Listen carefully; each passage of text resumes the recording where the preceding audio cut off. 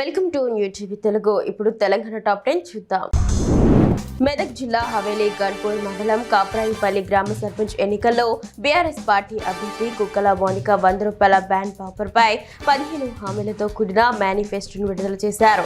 తనను గెలిపిస్తే ఆడపిల్ల పుడితే 2,000 రూపాయలు, తీజ్ పండుగకు 20,000 రూపాయలు, ముద్రాజ్ బోనాలకు 8,000 రూపాయలు, ఎల్లమ్మ బోనాలకు 3,000 రూపాయలు, అకాల మరణం చెందిన వారికి అంత్యక్రియల కోసం 5,000 రూపాయలు ఇస్తానని హామీ ఇచ్చారు. హామీలు నెరవేర్చకపోతే తనను తొలగించవచ్చని కూడా ఆమె పేర్కొన్నారు. తూప్రాన్ మండలంలో స్థానిక సంస్థల ఎన్నికల నామినేషన్ల దాఖలు ఉత్సాహంగా జరిగింది. నామినేషన్లకు చివరి రోజు కావడంతో అభ్యర్థులు పెద్ద సంఖ్యలో ఎంపీడీఓ కార్యాలయానికి తరలివచ్చారు. ఇప్పటికే నామినేషన్లు దాఖలు చేసిన వారు అదనపు పత్రాలు సమర్పించగా కొత్తగా వచ్చిన వారు నామినేషన్లు వేశారు. వెంకటాయపల్లికి చెందిన హరీష్ గౌడ్ సర్పంచ్ పదవికి భారీ బైక్ ర్యాలీతో నామినేషన్ దాఖలు చేశారు.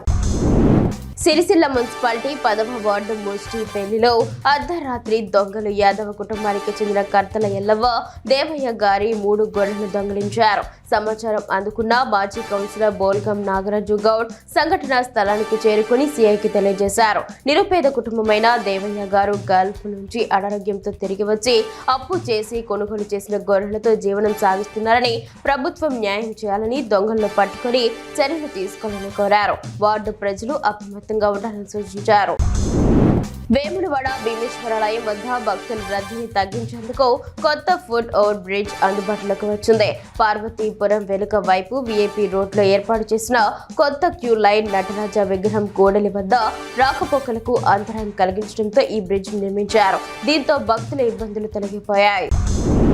సివిల్ సప్లైలో పనిచేస్తున్న హమాలీలు తమ కూలీ రేట్లు పెంచాలని కోరుతూ సిఐటియు ఆధ్వర్యంలో ఏనుమాముల వ్యవసాయ మార్కెట్ గోదాముల ముందు ఆందోళన చేపట్టారు. ప్రతి 2 నెలలకు ఒకసారి రేట్లు పెంచే విధానాన్ని ప్రభుత్వం పాటించడం లేదని, అధికారులు పట్టించుకోవడం లేదని కార్మికులు ఆరోపించారు. సివిల్ సప్లై హమాలీలను ప్రభుత్వ 4వ తరగతి ఉద్యోగులుగా గుర్తించాలని వారు డిమాండ్ చేశారు.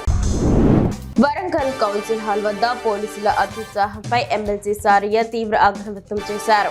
మట్టేవాడ సీఏ కర్ణాకర్ రావు తీరును ఆయన తప్పుబట్టారు. నక్సలైట్లు ఉన్న సమయంలో కూడా ఇంత కట్టుదిట్టమైన నిబంధనలు లేవని, పోలీసుల వ్యవహార శైలి సరిగ్గా లేదని ఎమ్మెల్సీ సారియా మండిపడ్డారు. హుస్నాబాద్ నియోజకవర్గం హన్మకొండ జిల్లా ఎల్కతుర్తి మండలం కేశపూర్ గ్రామంలోని జెడ్పీహెచ్ఎస్ పాఠశాలలో ఉపాధ్యాయురాలు సిహెచ్ నిర్మల తన కుమారుడు సాయి శ్రీవాత్సవ్కు ఉద్యోగం వచ్చిన సందర్భంగా 50 మంది విద్యార్థులకు స్కూల్ యూనిఫామ్స్, ఐడి కార్డులను ఎల్కతుర్తి ఎంపీడీఓ విజయ్ కుమార్ ఆధ్వర్యంలో అందజేశారు. ఈ సందర్భంగా ఎంపీడీఓ విజయ్ కుమార్ నిర్మల మేడంను అభినందించి విద్యార్థులు బాగా చదువుకోవాలని ఆకాంక్షించారు.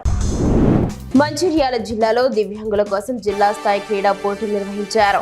జాయింట్ కలెక్టర్ చంద్రయ్య, స్త్రీ శిశు సంక్షేమ శాఖ అధికారి రావుఫ్ ఖాన్, జిల్లా క్రీడల అధికారి హనుమంత్ రెడ్డి కలిసి ఈ క్రీడలను ప్రారంభించారు. ఈ సందర్భంగా దివ్యాంగులు ఏ రంగంలోనూ వెనుకబడి లేరని, ప్రస్తుత శాస్త్ర సాంకేతిక యుగంలో వారు తమ ప్రత్యేకతను చాటుకుంటూ ముందుకు వెళ్తున్నారని అధికారులు తెలిపారు.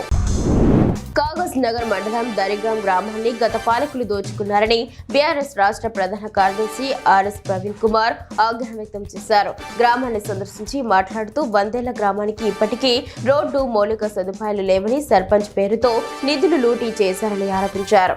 అత్యవసర పరిస్థితుల్లో రోడ్డు లేక ప్రజలు ప్రాణాలు కోల్పోతున్నారన్నారు.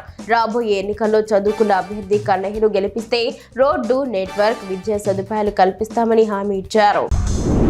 మండలంలోని లక్ష్మీపూర్ గ్రామం నుండి యువ నాయకుడు మేకల దత్తు సర్పంచ్ ఎన్నికల్లో 2వ విడత నామినేషన్ల చివరి రోజైన నామినేషన్ వేశారు. అతనికి మద్దతుగా యువ నాయకులు అగ్గ మనోజ్ యాదవ్, కంది దేవిదాస్, గ్రామ యువకులు భారీగా తరలించారు. ప్రజల్లో లభిస్తున్న ఆదరణ బట్టి చూస్తే ఈసారి పంచాయతీ ఎన్నికల్లో మేకల దత్తు రాజకీయ పార్టీలకు గట్టి పోటీ ఇవ్వనున్నారని భావిస్తున్నారు.